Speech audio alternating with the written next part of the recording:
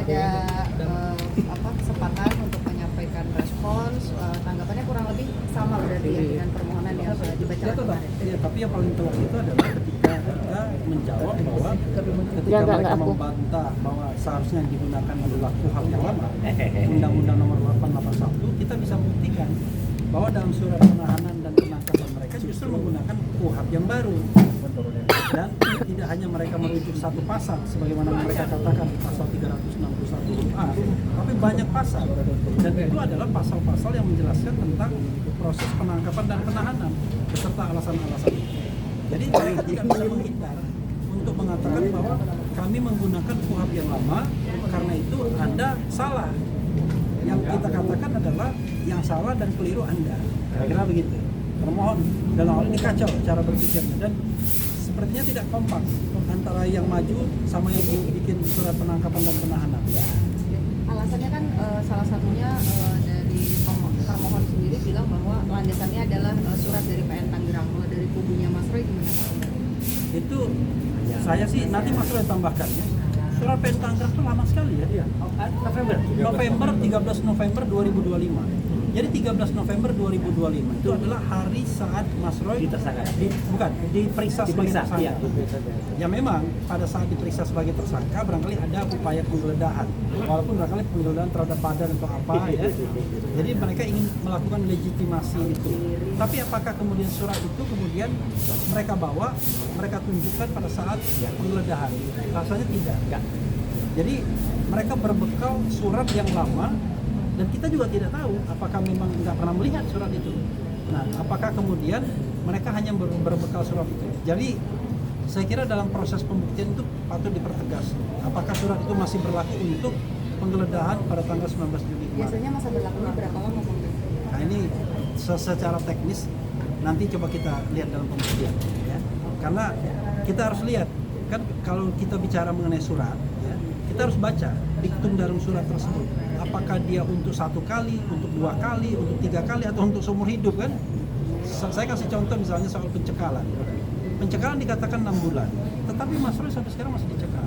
Tapi yang menariknya adalah mereka sendiri mengatakan pencekalan itu sudah selesai karena proses penyidikannya sudah berakhir, dan kemudian kasusnya sudah dilimpahkan. Jadi kami nggak ada urusan lagi. Mereka mengatakan begitu. Tapi coba nanti dicek apakah pencekalannya itu sudah selesai atau tidak. Jadi proses kita ini adalah ada hukum materialnya, tapi ada hukum administrasi dan ada substansi yang dimasukkan ke dalam surat tersebut. Jadi kita harus lihat sendiri bunyi dari surat izin penggeledahan tersebut. Gini, sebelumnya saya ingin sampaikan dulu sebelum pertanyaan. Intinya adalah pada saat penyampaian replik ini replik ya, bukan replik Harun, replik beneran. Adalah kepatuhan dan kecermatan. Teman-teman tadi melihat, masyarakat Indonesia insya Allah bisa melihat kepatuhan dari kami. Ya, ketika kami diberikan waktu yang sangat-sangat tight, sangat-sangat mepet. Ya, 11:30 kita selesai sama-sama. Dan tentu kita melakukan dulu apa yang namanya isomai, istirahat, sholat, kemudian makan. Dan jam 2 sesuai janji ya, itu kan kami sudah jam 2 kurang seperempat kami sudah siap di sini semua, sudah siap dengan bundlnya, sudah siap dengan clear, dan kita harus nunggu semua kan sampai dengan sidang dimulai jam 3. Gak apa-apa, kita tidak menyalahkan siapapun ya gitu, itu memang mungkin tadi Hakim Tunggal menyatakan sedang ada menghadiri masalah ini. Oke. Ya, tapi itu menunjukkan kesiapan kami terhadap sidang ini, dan semua juga teman-teman juga nunggu semua. Jam 3 baru dimulai dan kita siap. Dan ternyata setelah kita bacakan detail, dan inti pokoknya adalah tadi yang disampaikan Pak Refli Harun adalah apa? Adalah bahwa mereka tidak konsisten ya. Termohon itu tidak konsisten. Ketika termohon menuliskan banyak sekali pasal dalam surat penangkapan dan penahanan itu menggunakan KUHP baru, yang menggunakan KUHP baru tahun 2025 ya. Mereka ternyata tadi pada saat awal pagi ketika jawaban, mereka menyampaikan bahwa mereka seharusnya menggunakan KUHP lama tahun 81 gitu. Jadi 881. Jadi itu artinya apa? Mereka tidak kompak dan tidak cermat. Nah, ketidakcermatan yang kedua dan juga ketidaksiapan lagi ketika kemudian sekitar pukul 4 tadi hakim skor sidang dan akan memulai lagi. Tadi sebenarnya ditawarkan hal yang sangat bagus. Bagaimana kalau dimulai sekitar setengah 6 atau jam 6 kurang ya gitu, atau jam 5 lebih. Untuk apa? Untuk supaya nanti jam 6 selesai. Itu adalah sangat tidak melanggar apa yang mereka kemukakan. Jadi lucunya termohon malah menyampaikan ada dari WHO segala gitu ya, World Health Organization, yang orang itu tidak boleh melampaui itu, oke lah gitu. Tapi lucunya dilanggar lagi secara dari WHO. Jadi apa? Mereka ternyata minta malam. Itu gimana? Gak konsisten lagi kan? Itu tadinya bilang supaya nggak terlalu sore, ternyata mereka malah minta mundur lagi, malah lebih mundur lagi. Ditawarkan oleh hakim tunggal 6:30, mereka minta dimulai jam 7 malam. Jadi mereka itu mungkin agak gamang tadi, gagap juga gitu, nanti mau jawab apa ya kira-kira? Mereka berkelindan bagaimana? Karena tadinya mereka bilang buat lama, kemudian mereka nanti menciptakan buat baru, ternyata lihat, banyak sekali kesalahan, dan kemudian mereka nanti harus menyiapkan jawaban. Nah, akhirnya mereka beralasan minta waktu yang cukup, minta kerjasama, akhirnya nanti malam.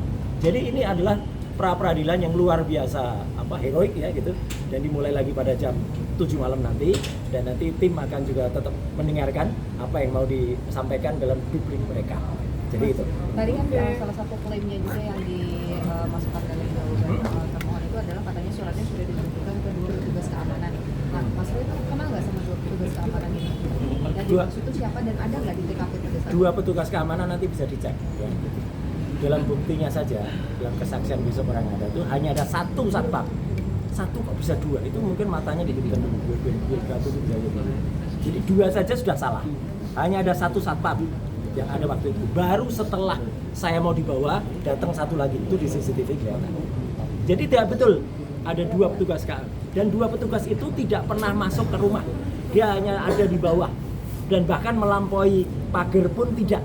Ya. melihat surat Sah pasti tidak, karena mereka datang pun ya kata saksi ya melihat, dan besok akan kita lihat ya bagaimana pemaparan saksi dan bukti-bukti itu. Mereka hanya cukup menunjukkan ini dari kepolisian gitu, dan buka gitu. Dan sebelum membuka memencet bel itu nggak berhenti bel pintu saya itu pencet terus sampai kemudian akhirnya dipaksa untuk membuka ya. Kemudian setelah dibuka, hal yang sama dilakukan ketika naik ke atas ke depan pintu kamar tidur, baru ART saya baru mau masuk, mereka belum nerobos masuk. Persis lah kayak adegan G30 SPKI itu ya. Jadi mereka baru masuk, tunggu dulu Bapak di dalam itu, terus mereka masuk, loh kok masuk? Nah gitu, sama persis itu adegannya. CCTV-nya akan ditunjukkan nanti ya? Nah kita lihat besok ya, apakah bukti itu apa ya, dan kemudian apa saja hal-hal yang ada ya, dan kemudian keterangan seperti apa. Saya tidak akan bocorkan itu karena itu kepentingan itu besok ketika kita mengeluarkan bukti-bukti dan saksi. Kalau saksinya sendiri siapa besok? Besok tunggu saja saksinya siapa ya, saya tidak akan bocorkan. Jadi ya, Selain saksi ada ahli nggak sih Pak? apa? Ada saksi, ada ahli. Ada. Ya sekitar ya itu nggak apa-apa saya bocorkan. Ada 3 saksi dan 1 ahli. Ya, oke, gitu ya. Baik, terima kasih semuanya. Kata kuncinya kepatuhan dan kecermatan. Jadi nggak patuh, nggak cermat mereka itu. Tuh.